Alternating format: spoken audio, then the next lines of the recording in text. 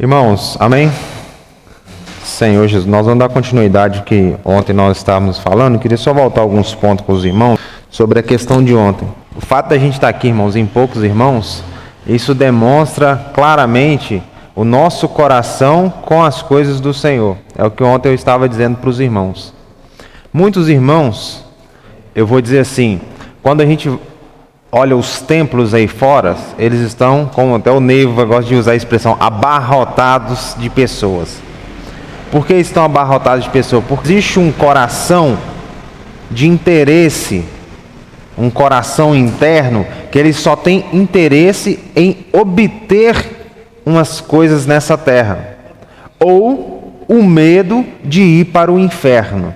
Não porque realmente ele ama servir a Deus, ou ama a Deus com todo o coração, com a sua primícia. Ontem nós vimos essa questão na história que eu peguei de Jacó. Essa história, ela é muito interessante para nós, irmãos, porque ela fala muito a respeito do nosso caráter, do nosso coração. Não adianta nós querermos enganar Deus, barganhar com Deus a nossa vontade, achando que nós vamos obter vantagem, que vamos obter sucesso, porque isso não vai acontecer. Por que os templos aí fora estão abarrotados? Porque existe uma promessa: venha, dê e você vai receber.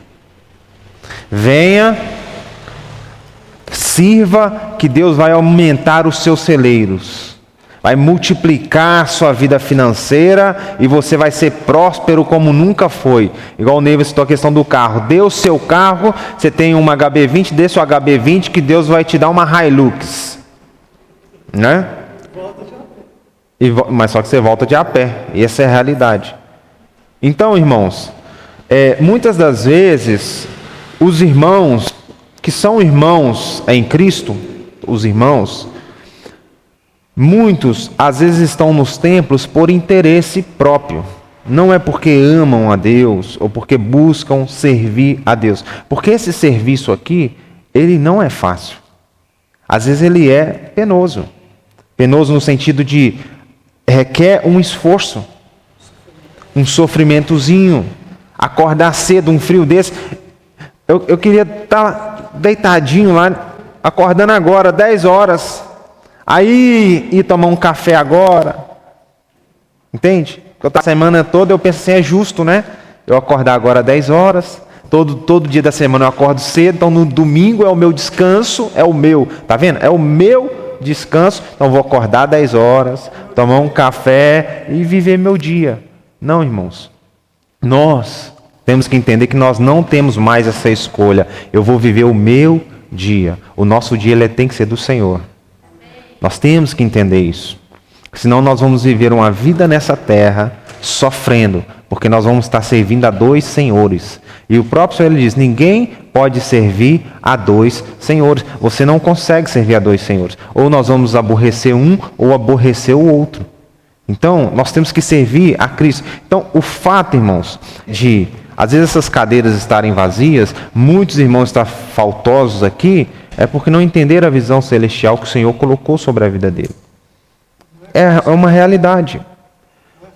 Não é fácil entender. É uma escolha, irmãos. Eu sempre falo isso com os irmãos, todos os irmãos aqui, acompanharam toda a minha trajetória aqui, desde quando eu estou com os irmãos.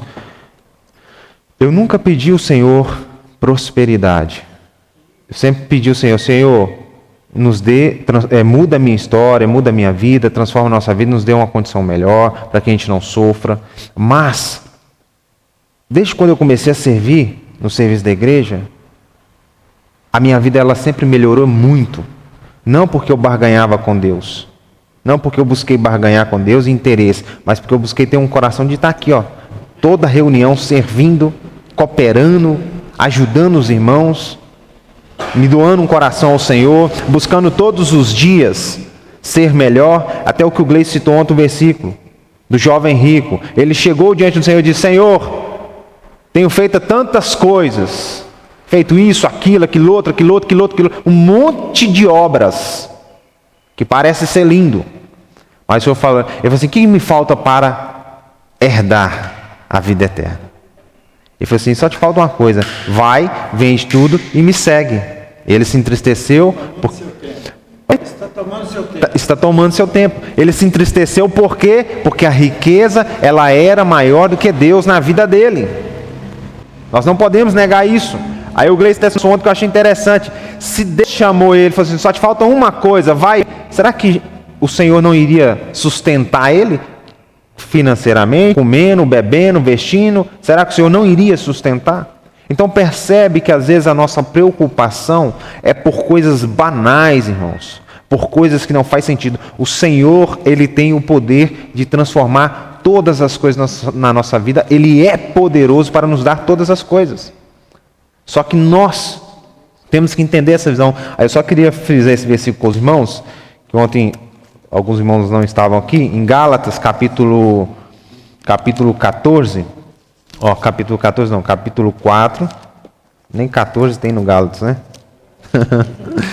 Senhor Jesus. Gálatas, capítulo 4, versículo 19.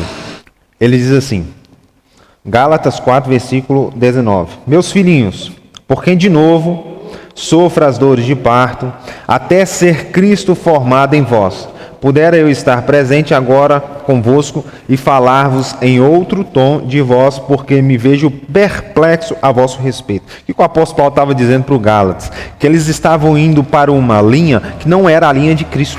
E ele estava perplexo, ou seja, ele estava abismado com a mentalidade deles, com a forma como eles estavam conduzindo.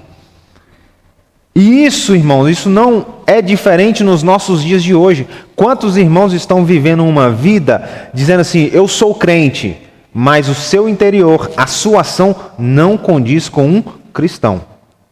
Quando chega lá fora, a pessoa olha para ela parece mais uma mundana ou um mundano do que uma pessoa que expressa Cristo. Compreende? E aí o apóstolo Paulo disse isso para os Gálatas naquela época, mas hoje isso também se aplica a nós.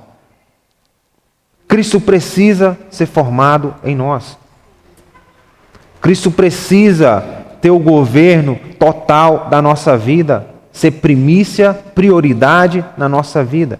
Senão eu chego lá fora e quando eu vou viver a minha vida lá, ao invés de eu expressar Cristo, um pouquinho aqui atrás, ontem eu citei, só vou citar, não vou entrar nele, que é o 2 Timóteo 4,3, o apóstolo orienta também o Timóteo a todo tempo ele pregar a palavra, ser oportuno, porque chegaria tempo que as pessoas não iriam dar ouvidos a essa palavra. Hoje nós estamos vivendo isso também, não é diferente. As pessoas querem viver a palavra do jeito dela, que se beneficie a ela, é tipo assim, me livrou do inferno, beleza, precisa eu suar? Não, isso aí é para o Gleice, para o Neiva, para o Júlio, para a Isabel, para a Daphne. Precisou de eu suar? É para vocês, não é para mim. Me livra do inferno? Esse eu estou dentro, é aqui. Então eu fico essa pessoa que eu vou para um lado, eu vou para o outro, modelando a palavra segundo os meus interesses. E ontem eu passei essa visão clara para os irmãos, que Deus, Ele quer limpar toda essa esfera e de fato termos um coração que agrada a Deus. Aí nós vamos entrar, que é a história de Jacó. Em Gênesis capítulo 31, Senhor Jesus. Nós não vamos ler tudo, irmãos, porque senão não dá nem tempo aqui, mas nós vamos pegar alguns pontos. Senhor Jesus. Vem a história aqui, que Labão foi até Jacó, e eles começaram a uma discussão aqui entre os dois sobre a respeito do futuro, né? Então aqui, então respondeu Labão a Jacó: as filhas são minhas, os filhos são meus, os rebanhos são meus rebanhos, e tudo o que vês é meu. Que posso fazer hoje a estas minhas filhas ou aos filhos que elas deram à luz? Vem, pois, e façamos aliança, eu e tu, que sirva de testemunho entre mim e ti. Então Jacó tomou uma pedra e a erigiu por coluna, e disse a seus irmãos: ajuntai pedras e tomaram pedras e fizeram um montão ao lado do qual comeram. Até aqui por enquanto, irmãos. É engraçado que quando nós olhamos a história, o Jacó, ele saiu sem nada, quando o Senhor chamou ele, saiu fugido na realidade do irmão dele, com medo do irmão dele matar ele. Então ele saiu, Esaú ficou irado porque ele perdeu o direito de primogenitura, mas embora ele não ligava para isso, olha que situação que é engraçada. Ele não estava nem aí, mas quando ele perdeu, ele gritou. Veja bem, ele trocou por um prato de lentilha. Ele disse: que me vale a primogenitura se eu estou a ponto de morrer de fome? Que me vale? Exato. Que me vale? Isso hoje na nossa vida, as pessoas pensam assim: o que me vale a vida com Deus se eu não tenho prosperidade? Se eu não estou realizando os meus sonhos? Se eu não estou ficando rico? Se eu não tenho uma vida melhor? De que me vale as reuniões se minha vida ela não está multiplicando financeiramente? Se eu não estou comendo melhor? Se eu não estou vestindo melhor? De que vale? Isso foi o que o Esaú fez lá atrás. E hoje muitos fazem assim também. Eles aborrecem a Deus porque os seus interesses são maiores do que os interesses de Deus, do que a vontade de Deus. Então, o Jacó, ele saiu de lá fugido. Jacó amava a primogenitura. Isso era uma coisa que estava nele. A vida dele, a história dele começa contando sobre isso. O que traz a evidência a história de Jacó é sobre isso. Ele amava essa visão espiritual com Deus, porque ele sabia que existia uma promessa para ele. Deus tinha prometido a Abraão a promessa, e depois veio a Isaac, e iria cumprir essa promessa, até chegar em Cristo, que chegou em nós. Tá certo? Então, o Jacó, ele saiu de lá brigado com Esaú. Em Betel, Senhor Jesus. Em Betel, ele teve uma visão. Senhor Jesus. Irmãos, o Jacó, quando ele saiu sem nada, sem um centavo no bolso. Ele não tinha nada, mas ele tinha tudo. Isso nós precisamos entender. Eu sempre falo com os irmãos, a minha vida, ela mudou muito depois que eu comecei a reunir aqui na Vida da Igreja. Mudou muito. Não por interesse, porque, como até o Neiva citou aqui no compartilhar, nós já somos abençoados. E Deus, Ele é o maior interessado em nos ver bem. Jeremias 29, 14.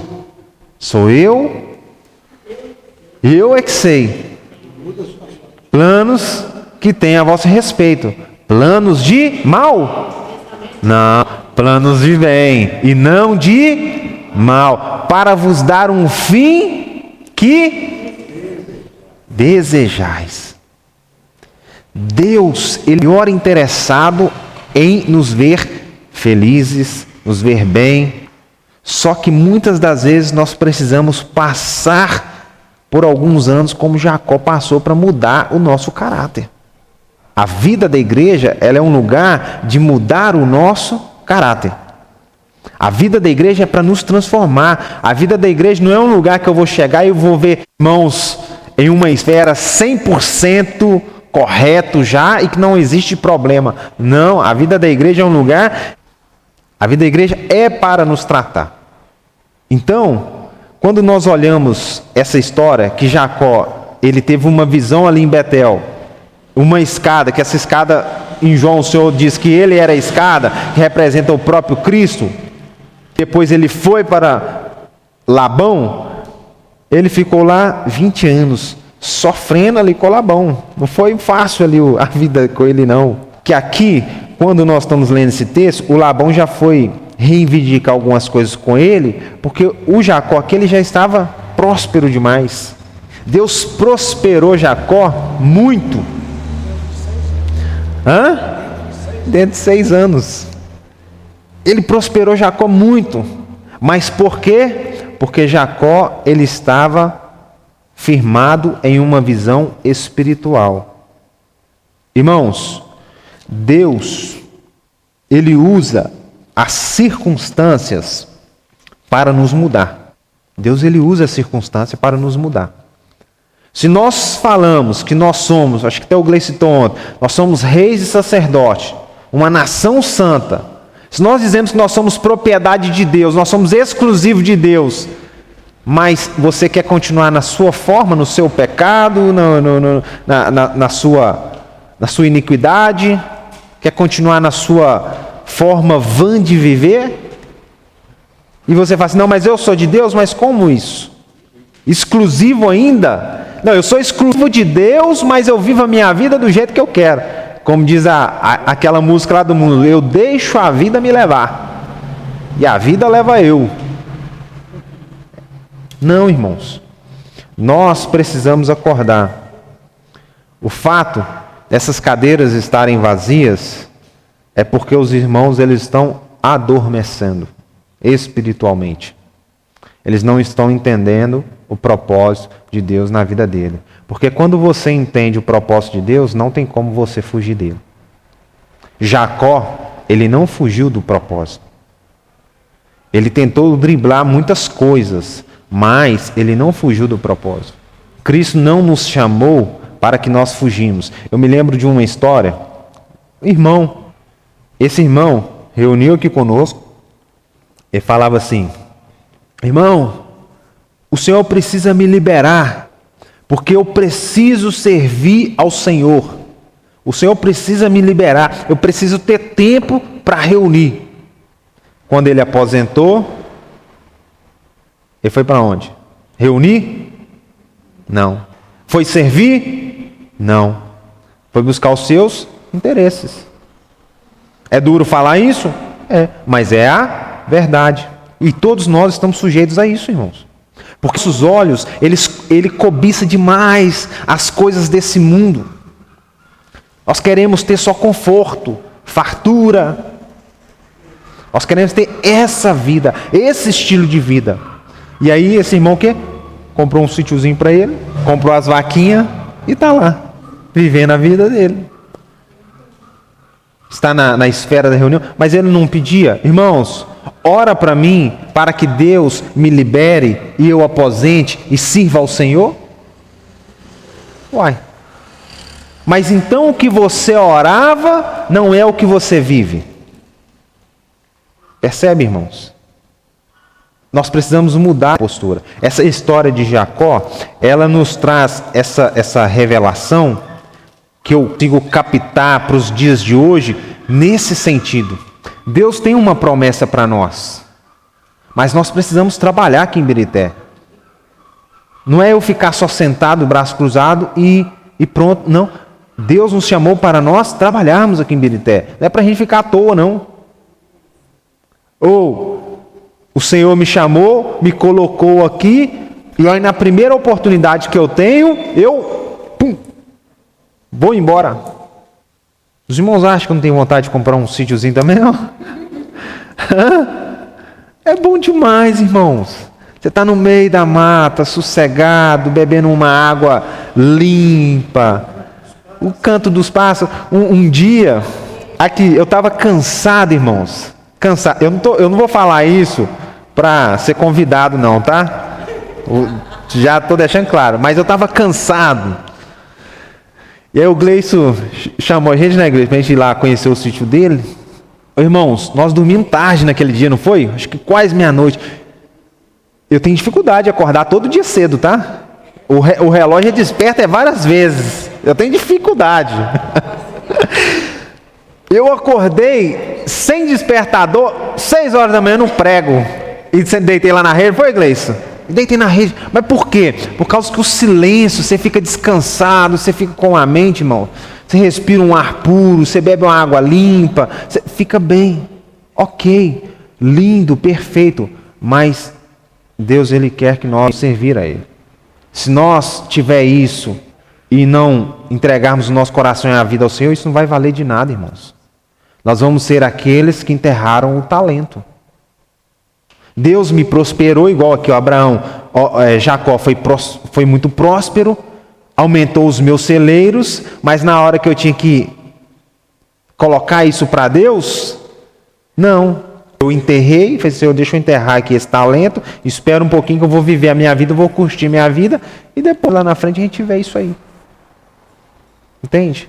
Então, irmãos, aqui nesse contexto, o Labão ele quis fazer uma aliança aqui com Jacó, dizendo, Jacó, nós vamos colocar aqui uma pedra, você não vai passar para o meu lado e não vai me aborrecer, nem eu vou passar para o seu lado e vou te aborrecer. Então nós vamos firmar uma aliança e Deus vai ser testemunha entre nós.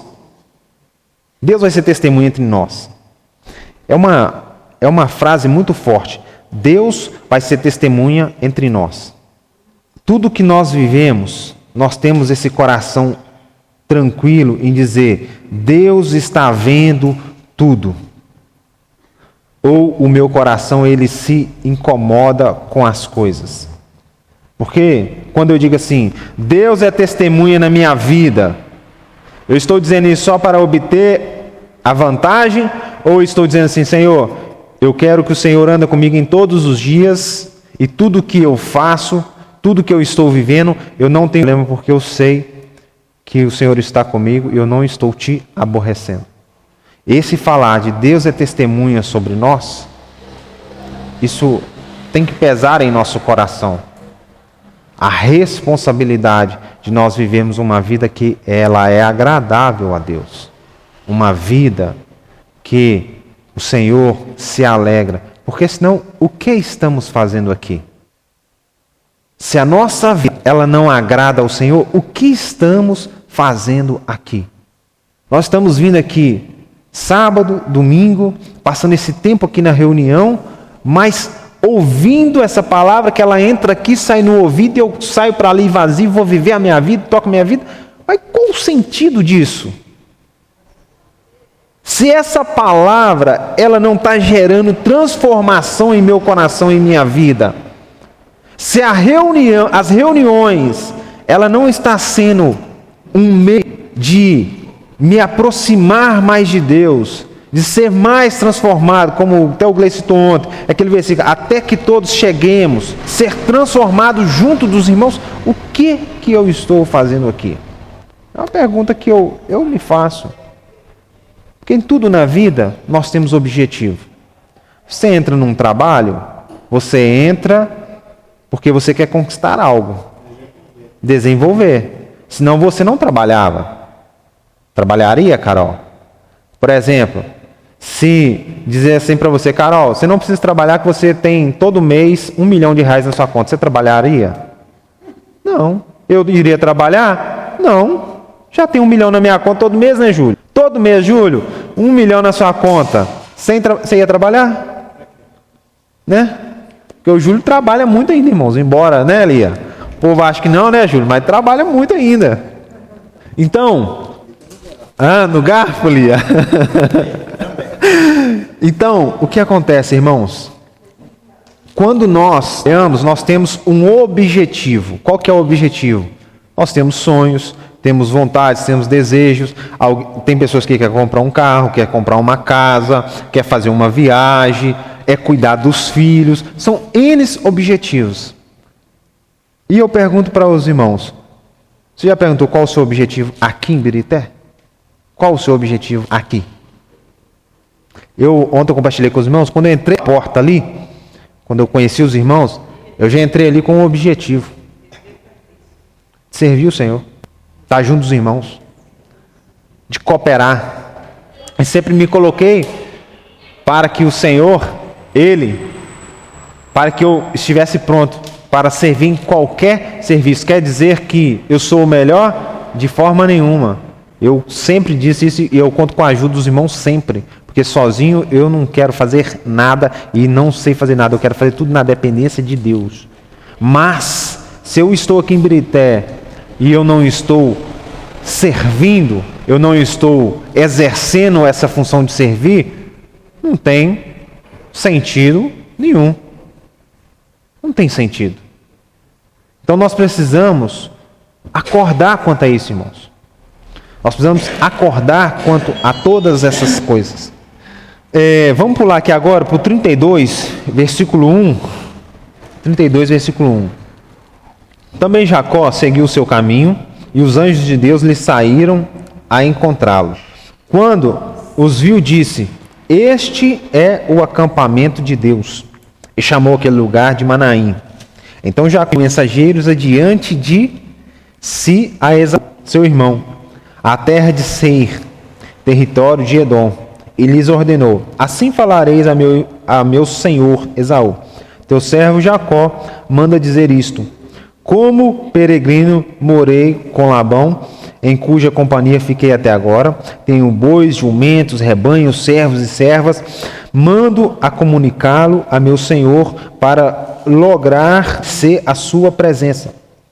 Voltaram os mensageiros a Jacó, dizendo: Fomos a teu irmão Esaú, também ele vem de caminho para se encontrar contigo, e 400 homens com ele. Então Jacó teve medo.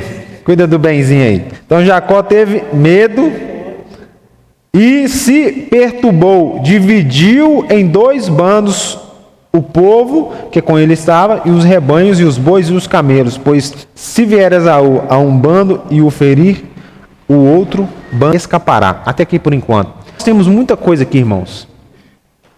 É engraçado nós pensar o seguinte: por que Jacó estava chamando Esaú de meu senhor? Se Deus ordenou: o mais velho servirá ao mais novo. Não, o mais velho servirá ao mais novo, né?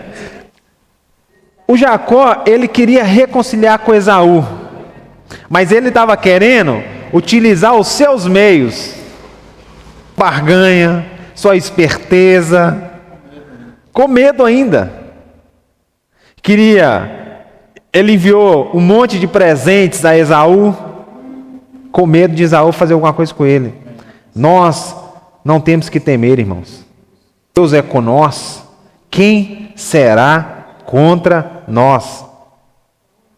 Nós não temos que barganhar com as pessoas para obter vantagem em nada. Deus tem que ser o nosso juiz.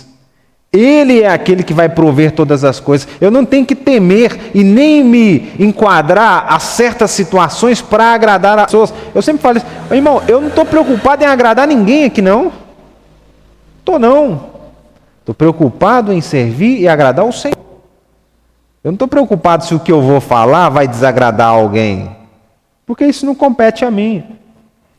Se eu falo alguma coisa que isso te desagrada, você que tem que tratar com o Senhor. Se está incomodando a você, é porque seu coração está devedor com o Senhor, não é comigo. Diferente se eu falasse uma coisa que ofendesse a sua pessoa. Eu nunca fiz isso aqui. Eu não me dirijo essa palavra a uma pessoa específica, porque isso aí nem deve ser feito aqui. Quando nós temos que tratar alguma coisa pessoal, você chama a pessoa e você trata com ela. Aqui nós estamos aqui para compartilhar a palavra, uma visão espiritual para a igreja. Não uso o púlpito para dar rinchas nem coisas. Nunca fiz isso aqui e nem vou fazer, porque não é a vontade de Deus. Ontem eu falei: não estou aqui para fazer a minha vontade e nem falar o que eu quero. Nós estamos aqui para falar e fazer aquilo que Deus quer. Tá certo? Então aqui, irmãos, o Jacó, ele quis dar um despertinho, mandou recursos para Esaú, tinha medo de Esaú ainda, que Esaú estava vindo com mais de 400 homens, e ele pensou: poxa, se lá atrás ele já queria me matar com 400 homens, então eu estou perdido. Aí o que ele fez? Separou. Dividiu, vamos dividir em 2. Porque se começar a atacar um e matar todo mundo, vocês fogem, o outros fogem com os rebanhos. Deus não nos chamou, irmão, para a história ser incompleta. Nós temos que entender isso. Ele começou, ele continua e ele vai terminar toda a obra. Nós não precisamos ter medo. Nós não precisamos preocupar com isso. Ele é Senhor sobre a nossa vida. Ele é Senhor sobre a nossa vida. E nós precisamos entender uma coisa que eu pego muito nessa história. Deus, Ele usa as circunstâncias para me tratar. E às vezes acontecem certas coisas, igual Jacó viu os anjos vindo, ele teve uma alegria que ele disse: este é o acampamento de Deus. Então, ou seja, ele estava num lugar que ele falou assim: nossa, eu estou no acampamento de Deus. Hoje nós estamos na vida da igreja, nós estamos na casa de Deus. Vamos dizer assim, para os irmãos entenderem, porque esse templo aqui não é a casa de Deus, nós somos a morada. Mas nós estamos aqui como igreja, nós somos a casa de Deus. Nós sabemos que estamos incluídos nesse plano. Entendeu, Ruge? Você está incluído nesse plano. Deus te escolheu para você estar aqui. Ele te incluiu nesse plano. Nós temos que alegar. Mas, aí o Jacó, ele viu todo esse cenário, mas ainda quis usar das suas artimanhas, dos seus artifícios, para tentar convencer o irmão dele a não brigar e não guerrear com ele. Só que qual é o resumo dessa história, irmãos? Na frente aqui ó, no versículo, a partir do versículo 9, o Jacó, ele orou a Deus. Depois que ele fez, que ele foi orar. Depois que ele teve uma ação, ele foi orar. É tipo a pessoa, depois que derrama o leite, ela quer chorar. Tem um ditado assim: não adianta você chorar pelo leite derramado. O dinheiro estava lá, eu não usei. Não adianta chorar, irmão. Tá certo? Depois que se nós cometermos alguma coisa, fizermos sem orar, aí depois não adianta eu chorar. A primeira coisa que nós temos que ter é comunhão com Deus, buscar a Deus. Tomar um conselho com o Senhor sobre o que eu vou fazer, é certo ou não. Aí aqui no versículo 9, e orou Jacó: Deus de meu pai Abraão e Deus de meu pai Isaque, ó Senhor, que me disseste: torna a tua terra e a tua parentela, e te farei bem. Sou indigno de todas as misericórdias e de toda a fidelidade que tens usado para com teu servo, pois com apenas o meu cajado atravessei o Jordão. Já agora sou 2 bandos. Livra-me das mãos de meu irmão Esaú, porque eu o temo, para que não venha ele matar-me e as mães com os filhos. E disseste: certamente eu te farei bem e dar-te-ei a descendência como a areia do mar, pela multidão não se pode contar. E tendo passado ali aquela noite, separou do que tinha presente para o seu irmão Esaú. E falando o que ele separou. Aí cá embaixo, Senhor Jesus. Isso. 33, versículo 1. Levantou Jacó os olhos, viu que Esaú se aproximava e com ele 400 homens. Então passou os filhos a Lia e a Raquel e José. Pôs as servas e seus filhos à frente, Lia e seus filhos atrás deles, e Raquel e José por último. E ele mesmo, adiantando-se, prostrou-se à terra 7 vezes, até aproximar-se de seu irmão. Então Esaú correu-lhe ao encontro e o abraçou. Arrojou-se-lhe ao pescoço e o beijou e choraram. Daí, levantando os olhos, viu as mulheres. Irmãos, quando Esaú encontrou Jacó, eles se abraçaram e eles choraram. Aí Esaú disse até para Jacó ainda que nem queria os presentes, porque Deus já tinha prosperado ele muito também. Mas o Jacó, mesmo assim, insistiu ainda, falou assim: não, fica com os presentes. Eu quero que você receba. O que eu ganho dessa história, irmãos? Olha todo esse tempo que os dois passaram. Um tempo de turbulência, um tempo de muitas coisas, mas nisso tudo existiu uma promessa. E a promessa, irmãos, ela vai se cumprir. Não adianta nós não querermos que ela não se cumpra, porque ela vai se cumprir. A palavra, ela vai se cumprir todos os dias. Essa palavra, ela vai se cumprir. Não adianta eu querer arrumar um jeitinho para burlar as coisas de Deus e não viver aquilo que Deus quer, porque isso vai se cumprir. Isso que eu ganho desse texto. Isso que eu entendo de todo esse contexto. Houve muito sofrimento. O Jacó, ele tentou de várias formas, às vezes usar o seu interesse próprio, a sua vontade, e não usar a dependência de Deus. Hoje nós queremos ter dias mais felizes? Vamos usar a dependência de Deus, irmãos. Vamos depender de Deus a todo tempo.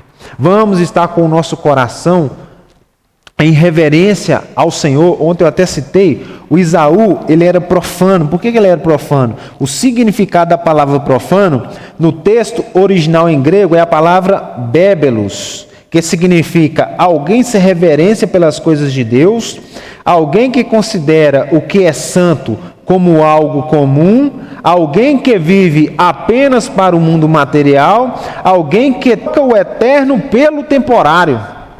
Olha para você ver, isso aqui não é o que as pessoas aí fora buscam? Considerar o que é santo algo comum, eles não estão... É igual, por exemplo, eu me lembro de uma época que isso virou febre. Eles pegavam os ritmos mundanos e colocavam nas reuniões aí dos templos e diziam assim, nós vamos atrair os jovens. Até carnaval evangélico. Festa da carne, nós vamos atrair os jovens. Irmão, nós precisamos atrair jovens, não. Quem atrai é a palavra. Essas jovens que estão aqui, se vocês não forem atraídas pela palavra, não jogue a responsabilidade sobre o meu ombro, do Gleice, do Júlio, do Neiva, de ninguém. Você quem tem que ter esse coração de reverência ao Senhor. Não é um estilo de vida ou qualquer coisa que seja, um artifício que tem que me atrair para Deus. Não é isso.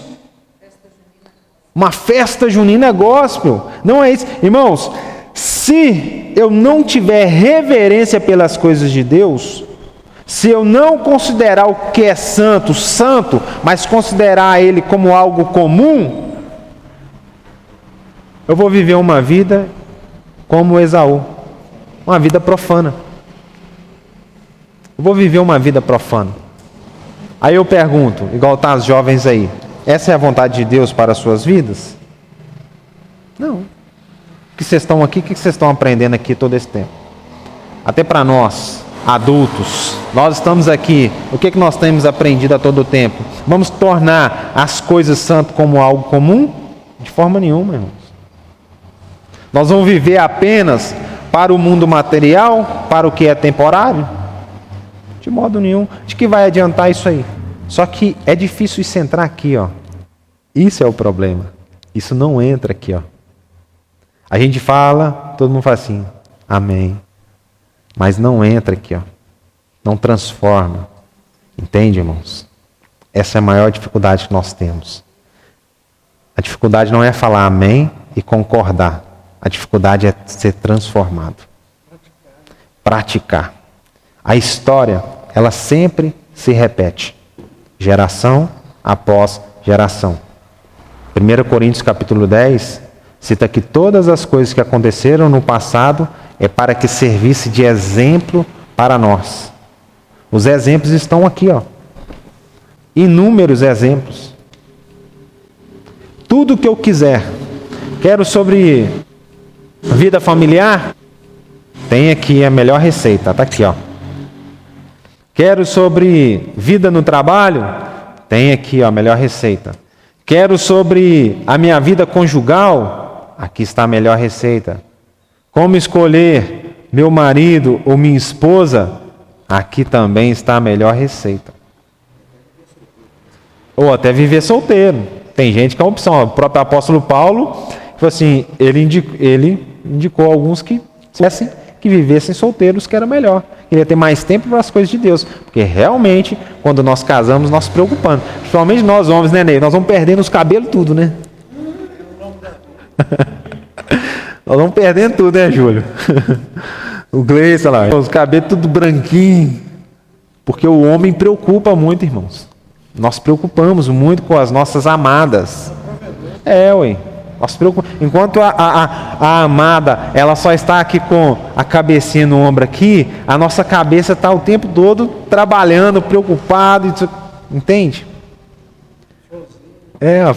Tem que cuidar do jardim, né? Então, irmãos, o mais difícil é isso. É isso entrar dentro do coração e transformar a nossa vida.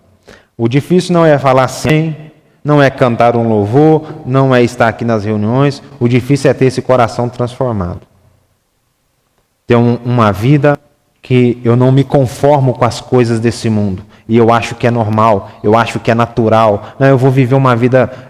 não tem nada a ver. Não, o Senhor disse, não vos amoldeis ao século deste mundo. Mas sede, o quê? Transformados pela renovação da vossa mente. Então é para nós continuar, irmã Maria, com a mesma mentalidade que nós temos? Não, é para nós termos uma transformação da nossa mente. Nós não acostumarmos com o que a gente vê. Os jovens, vocês não acostumar com o que vocês veem. Não, tá tudo bem, eu vou colocar só uma musiquinha aqui, só um batidinho aqui, só para eu curtir um pouquinho. Essa curtição, ela vai te levar para o buraco. Ela vai te distanciar dos caminhos que o Senhor quer para a nossa vida. O Senhor tem planos a nosso respeito. Eu falo isso porque eu vivo isso, irmãos. A minha vida ela foi transformada depois que eu comecei a reunir e servir ao Senhor com amor e com reverência. Eu e a Frozinha, graças ao Senhor, nós vivemos experiências que nós nem imaginávamos viver. Tá certo, irmãos? É porque somos melhores? Não, porque o Senhor tem misericórdia de nós. E porque o nosso coração está aqui, em servir os irmãos todos os dias. Então, analisar aqui, irmãos, o que eu aprendo dessa história de Jacó? Não é difícil você ser enganador, você ser manipulador, você ser uma pessoa que quer levar vantagem, porque isso está na carne. Todos querem levar vantagem, quer manipular, quer enganar. Mas o mais é ter um coração transformado. Entender essa visão espiritual que o Senhor deu a cada um de nós, porque Rude, o Senhor te deu uma visão espiritual, Daphne, jovem, Isabel, Carol, a Frozinha, irmã Maria, Lia, Gleison, Neiva, Júlio, eu, Diogo. O Senhor nos deu uma visão espiritual. Cabe a nós querer viver essa visão ou não. Até tornar dia perfeito. Até tornar dia perfeito. Ser fiel. Cabe a cada um de nós. E aí é o que nós escolhemos. O que você escolhe vai ser o seu resultado lá na frente. Entende? O que você escolhe hoje é o que você vai colher lá na frente. É o seu resultado. Não adianta você ter uma vida aí fora, nas regalias do mundo, e chegar lá na frente e você querer uma vida em terceiro céu. Não vai ter nunca. Não vai, você não vai colher isso. Porque você não vive isso. Tá certo, irmãos? Mas amém. Jesus é o Senhor. Eu acredito que essa história ela fala muito conosco. E essa é a visão que eu quis passar para os irmãos ontem e hoje. A quem governa o nosso coração e a transformação do nosso coração com base nessa história. Amém?